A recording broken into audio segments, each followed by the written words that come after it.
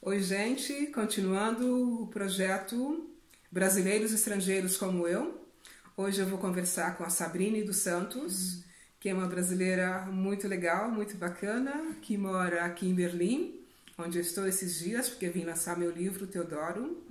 E a Sabrine é estudante, ela faz doutorado aqui na Alemanha. Ela vai nos contar um pouco da experiência dela de ser estrangeira morando por aqui. Sabrine, seja muito bem-vinda. Obrigada. Fique à vontade, a casa é sua. Obrigada. Se apresente. Eu queria que você começasse contando um pouquinho da sua história, da sua trajetória desde a graduação até chegar a ser estudante aqui de uma das melhores universidades da Alemanha, fazendo doutorado. Primeiramente, eu queria agradecer a oportunidade de estar aqui, de poder participar de um projeto tão bonito como esse. E agradecer também porque eu tenho uma admiração muito grande pela Terezinha, pelo trabalho dela como artista, Obrigada. como performer e todos os trabalhos que ela faz, eu admiro muito e fico muito feliz de participar do projeto. Bom, como a Terezinha já iniciou, né? Eu estou estudando, fazendo um doutorado aqui na Alemanha.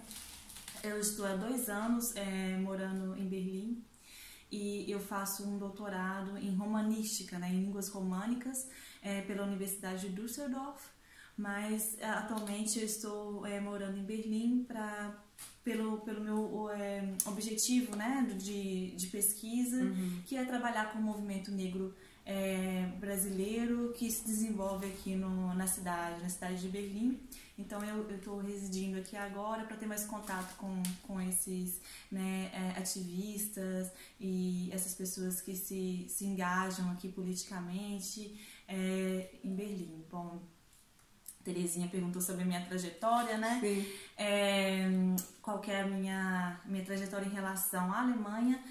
Eu tive o meu primeiro contato com a língua alemã já em 2010, quando eu estava fazendo a graduação. Eu sou natural de Belo Horizonte e eu fiz uma graduação em língua portuguesa, né, licenciatura português, para ser professora.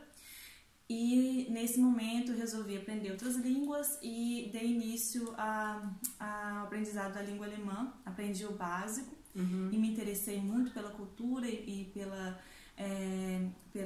literatura, pela música, e resolvi, né, eu já tinha o interesse de fazer um intercâmbio já, e então nesse momento eu procurei saber como que eu poderia fazer um intercâmbio e teve a oportunidade, né, nesse momento de fazer um intercâmbio para a Alemanha, né?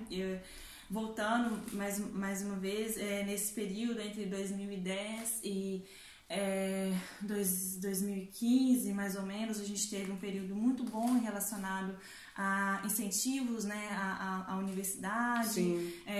A gente teve a entrada de muitas pessoas negras na universidade, pelas cotas. Sim. E incentivo também de intercâmbio, né, com Ciências Sem Fronteiras. Esse projeto incrível que a gente teve, né? Sim. E aí eu tive a oportunidade de viajar, né? Em 2013, né, que eu fiz o intercâmbio.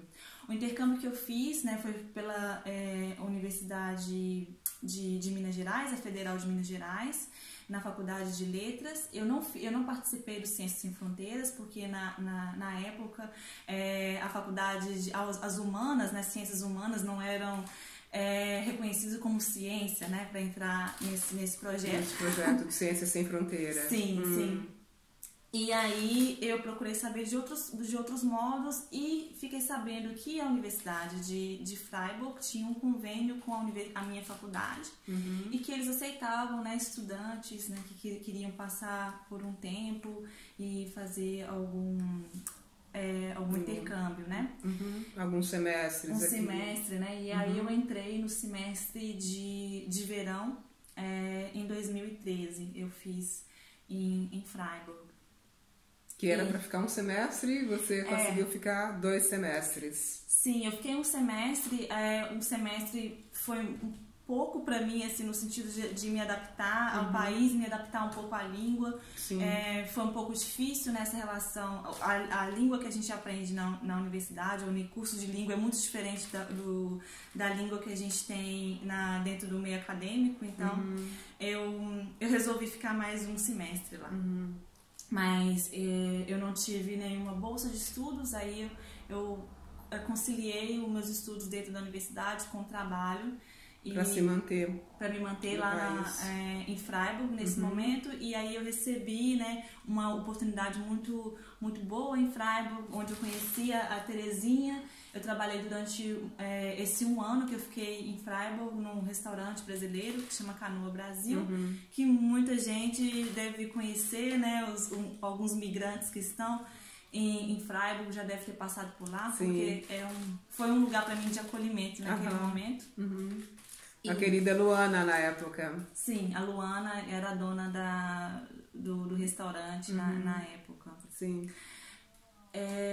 E aí, depois disso, depois que eu fiz esses 2 semestres, eu voltei para o Brasil para terminar a minha licenciatura. Né? Eu me formei em 2014, no final de 2014, e nesse mesmo ano eu fiz a prova para o mestrado e passei no mestrado lá em Belo Horizonte, na área de linguística. Direta, em seguida, assim, terminou a graduação, já fez a prova, já entrou. Isso, aí já passou no mestrado. E entrei com um projeto também relacionado ao movimento negro. Eu me interesso muito pelo movimento que acontece dentro das redes sociais, né, naquele momento, entre 2013, 2014, a gente começou a ter um movimento mais ativo dentro da internet, de blogs, dentro do Facebook. Então eu me interessei bastante por essas vozes, vozes negras que apareceram. E eu comecei a fazer esse trabalho com o tema de blog ativismo, né? O blog ativismo dentro da internet e como que isso funcionava, como que a negritude brasileira pegou essa ferramenta como forma de resistência no Brasil naquele momento. Sim. Que foi o tema do seu mestrado. Meu mestrado. E agora no doutorado, qual o tema? Então, aí depois disso eu comecei a me interessar ainda mais pelo movimento negro e também pela construção da identidade afro-brasileira. E atualmente eu estou juntando a questão da migração, né, e o ativismo, né, e o movimento negro agora fora do Brasil, em um outro ambiente. E o meu trabalho é esse, né, trabalhar como que as pessoas negras, os afro-brasileiros, né, como já foi denominado, né, por alguns pesquisadores, como que eles desenvolvem a própria identidade num outro contexto, no contexto de migração, e como que esse ativismo acontece aqui. Na diáspora. Aqui na diáspora. E aí, trabalhando também, como eu sou da área da linguística, eu analiso narrativas de mulheres, de homens, de pessoas LGBT, dentro desse contexto da negritude, mas aqui em Berlim. Tema muito bom e extremamente necessário. Sim, claro. É um tema muito importante, né? Principalmente pelo momento que a gente está vivendo agora no Brasil, né? Uma pela falta de reconhecimento da ciência, né? Que é muito importante. Lamentavelmente. Sim. E pelo também silenciamento do movimento negro, que se desenvolveu muito esses últimos anos, né? Estando mais presente dentro do ambiente virtual. E eu achei muito interessante trabalhar também esse entrecruzamento entre a identidade negra, a origem do Brasil nessa situação política atual. Sim. E também a questão do ativismo. Como tem sido para você, como é para você, Sabrine, ser uma mulher negra aqui na diáspora europeia? Como é esse transitar por aqui? Olha, com toda essa bagagem que você traz da academia desde o Brasil, né?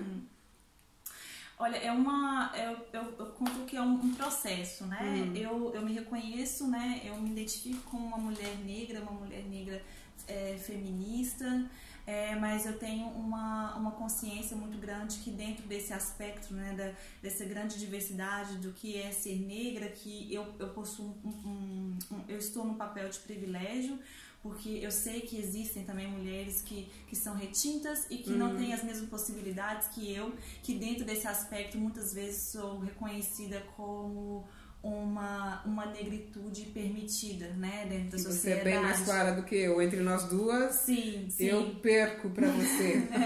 Sim, né? Eu não tenho tantos privilégios quanto a Sabrine. Sim. Eu sou muito mais vista, né, no Brasil nessa posição de exotismo, né? Por eu não ter traços, né, muito fortes africanos. E isso, a pele mais clara, sim, traços mais finos, né, como as pessoas falam, mas isso para mim sempre foi uma questão, porque eu sempre me identifiquei com a cultura africana e eu sempre senti uma coisa em mim que me ligava muito a essa cultura e eu sempre me identifiquei como uma pessoa negra, mas você eu sempre se reconheceu sim, como uma mulher negra que você é. E isso eu sempre bom. recebi isso de uma forma negativa, né? Mas por que você quer se identificar com uma coisa que é tão ruim? E eu me perguntava, mas por que é tão ruim? As isso, perguntas, né? que chegam de fora, que chegaram de fora, sim. das outras, partindo das outras pessoas, sim, não é? E você não é tão negra assim, né? Eu acho que muitas mulheres brasileiras recebem também esse questionamento. Você pode se identificar como morena, né? Em todas as denominações que querem nos levar à branquitude, né? A esse ideal do branco, né? Que a gente ainda vive no país e que nos leva a um racismo que machuca e que mata tanta gente. Então, esse tema ele me interpelou desde a minha juventude. E na universidade eu peguei esse tema também como um caminho assim, para entender a própria sociedade brasileira e como que a gente poderia diminuir as desigualdades existentes no nosso país. Na prática, como você pensa que pode contribuir com a sua pesquisa para ajudar nós brasileiras e brasileiros que moramos aqui? Eu penso a pesquisa, né? Eu acho que toda pesquisa ela é válida, né? Porque é uma forma de conhecimento. Sim. Eu procuro trabalhar a questão da negritude, da identidade negra, não como uma forma de objetificação da pessoa negra e dessa negritude, mas de uma forma de dar voz e dar vivência a essas histórias tão magníficas que a gente tem. Sim. Trabalhando a memória também, né, que é um ponto tão sensível no Brasil. A gente trabalha pouco a questão da memória e eu acho que nesse sentido a minha pesquisa, não sendo muito pretensiosa, né, mas que eu tenho um objetivo que traga mais essa memória das lutas individuais que acontecem em outros países e como a partir de experiências diferentes de outras formas de sociedade ou outras formas de governo, né, como cidadão negro, afro-brasileiro, como ele luta e como que ele lidar com a questão do racismo aqui. E que a gente possa dialogar mais com os movimentos que existem em outros países, com o que acontece no Brasil, para que a gente possa talvez resistir de uma forma melhor a esse racismo estrutural ou conseguir ultrapassar essas barreiras de uma forma não de uma forma isolada, mas como uma rede, né? Sim, como uma rede de apoio, de proteção. Sim, e claro. de luta e resistência, não é? Sim, e eu trabalho com a linguagem, né? Eu sou uma linguista e a língua, para mim, ela reflete muito quem tem poder, quem não tem poder, quem pode falar, quem não pode falar, né? Quem tem o poder da fala, seja na mídia, ou seja dentro da universidade, também dentro da política, né? E eu acho que dar lugar a essas vozes muitas vezes silenciadas, é uma forma de lutar também contra esse racismo, Sim, né? Quando a gente dá voz a essas vivências, né? As próprias mulheres migrantes que estão aqui em Berlim também. Eu faço uma pesquisa e eu estou dentro dessa pesquisa, né? Porque eu também faço parte desse grupo, né? Eu sou Você uma mulher. É uma parte, sim, da pesquisa. Sim, eu sou uma mulher migrante, eu sou uma mulher negra, então isso tudo também está dentro de mim. E ao mesmo tempo que eu faço a pesquisa, eu também reflito a minha existência enquanto mulher negra, enquanto mulher brasileira, enquanto mulher latino-americana, enquanto migrante, enquanto feminista. E essa é uma reflexão que eu faço junto com as pessoas com quem eu converso e com quem eu entrevisto e depois analiso. O que nos une, o que eu tenho em mim, que tem em você. Sim. E nos dá esse reconhecimento. Sim, claro. Esse reconhecimento e essa vontade, necessidade de partilhar e de fortalecer e de caminhar junto, né? Sim, de caminhar junto. Claro. É uma coisa incrível, assim. Eu sou migrante, né, aqui e tenho contato com outras mulheres, outras pessoas de vários contextos no Brasil, e eu sinto que tem coisas que nos unem, né, de uma forma muito íntima, né, essa corporalidade, né, a nossa cultura, e isso também foi uma coisa que abriu os meus olhos, né? Porque a gente não está isolado no mundo enquanto brasileiros, a gente tem um lugar de pertencimento e, querendo ou não, esse fio, né, condutor nos leva e nos reencontra, assim, né? Dentro de outros contextos, assim. Você me perguntou antes, eu não respondi, desculpa. A minha experiência como migrante aqui, né? Eu me vejo de uma forma muito mais confrontada com o meu próprio papel do que eu sou, né? Como as pessoas me veem, né? Aqui eu sou o diferente, né? Eu sou uma mulher muito mais ainda mais sexualizada, né? Pela minha referência de ser latino-americana e por todos os estereótipos que a gente carrega como mulheres negras, como mulheres migrantes. Então eu me vejo muito sexualizada às vezes, né? Nesse papel de migrante. É um lugar de resistência também, né? Com certeza. De brigar pelos objetivos e pelo espaço, ocupar né? espaços. Ainda mais dentro da academia, né? Se a gente no nosso próprio país, né? A gente não tem tanto lugar assim. Imagina em terras estrangeiras. Imagina em terras estrangeiras, então a gente tem que, como migrante, tem que lutar muito mais. Eu falo de uma perspectiva mais da área acadêmica, porque é isso que eu vivencio aqui, né? É isso que você é uma acadêmica, é a sua área.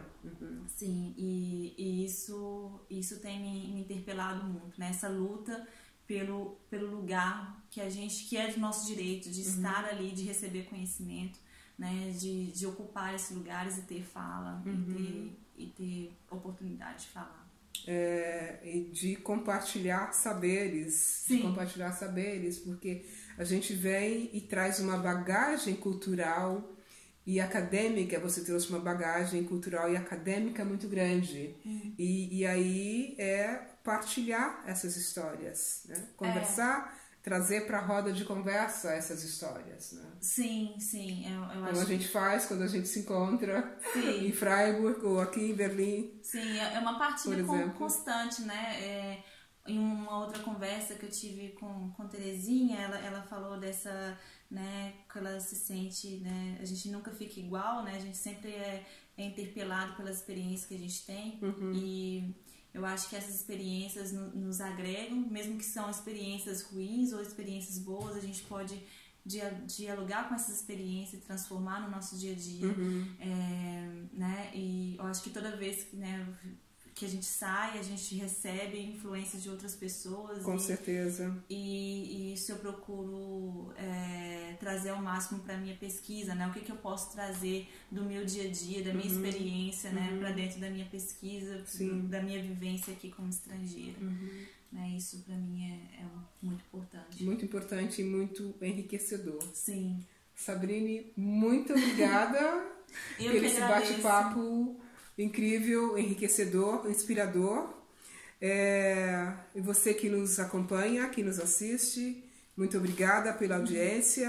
Continue com a gente, assine o canal para que eu possa continuar fazendo outros vídeos assim e que possa nos inspirar, porque o desejo é trazer mais e mais pessoas para narrar as suas histórias. Sim, obrigada mais uma vez pela conversa, adorei. Obrigada a você. Se inscrevam, vamos partilhar as nossas experiências aqui, incentivar as outras pessoas. Sim. E para que a gente possa dar continuidade à nossa caminhada. Exatamente. Muito obrigada, gente. Até a próxima. Até a próxima.